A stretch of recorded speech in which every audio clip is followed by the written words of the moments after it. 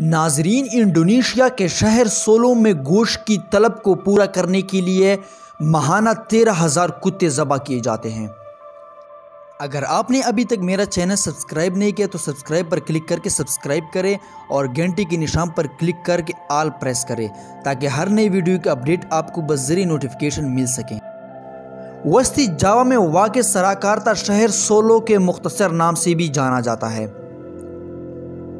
حال ہی میں سولو کو ایک ذبح خانے کو ہولناک ویڈیو سامنے آئی جس میں دیکھا جا سکتا ہے کہ جانوروں کو بری طرح پیٹا جا رہا ہے اور خون بہتی ہوئی زخمی حالت میں انہیں زندہ ہی لٹکایا جا رہا ہے۔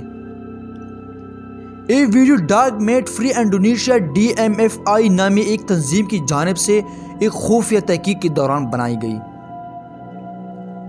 اس میں ایک انکشاف بھی سامنے آیا ہے کہ جاوا میں ماہانہ بنیادوں پر 13,700 کتوں کو مارکیٹ میں گوشت کی کمی پورا کے لیے ذبح کیا جاتا ہے۔ چینج فار اینیملز فاؤنڈیشن کی لولا ویبر کہتی ہے کہ ایک کتے گلیوں سے اٹھائے جاتے ہیں بلکہ لوگوں کے گھروں سے بھی چوری کیے جاتے ہیں، جس کے بعد ان کو کئی روز کا طویل سفر کروایا جاتا ہے۔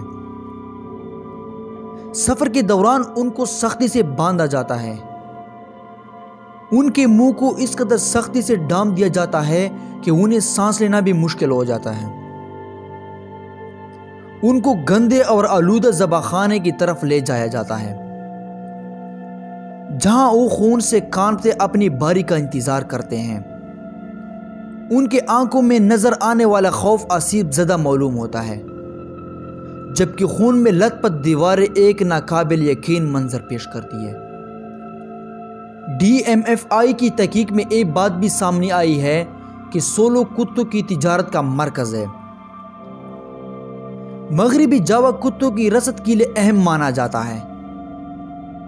یہاں سے گنجان آباد سولو شہر میں کتے فراہم کیے جاتے ہیں جہاں وہ بے رحمانہ انداز میں ذبح کیے جاتے ہیں اور پھر شہر کے 82 ریسٹورنٹس میں بیچے جاتے ہیں۔ مرکزی حکومت کی جانب سے گزشتہ ستمبر میں مقامی حکومت کو کتے اور بلی کے گوشت کی فروخت کی روک تھام کا حکم بھی جاری کیا گیا تھا، لیکن اس کے باوجود یہ سلسلہ جاری رہا۔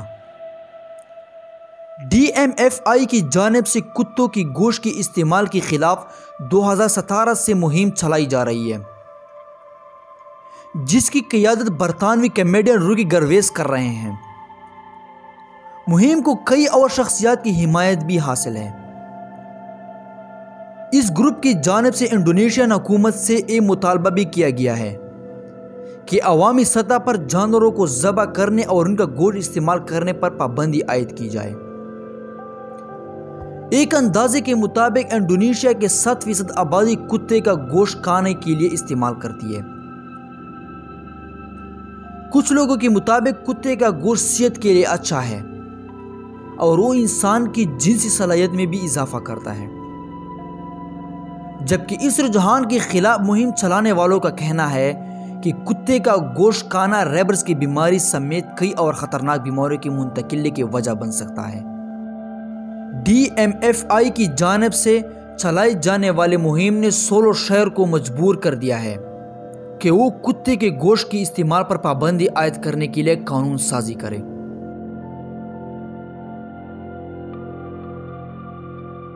اس پابندی کا اطلاق اس سال کے آخر تک متوقع ہے۔ تنظیم کے مطابق جاوا کانگر انگریزیا کا علاقہ بھی یہ اعلان کر چکا ہے کہ وہ کتے کی گوشت کی تجارت کی اجازت نہیں دے گا۔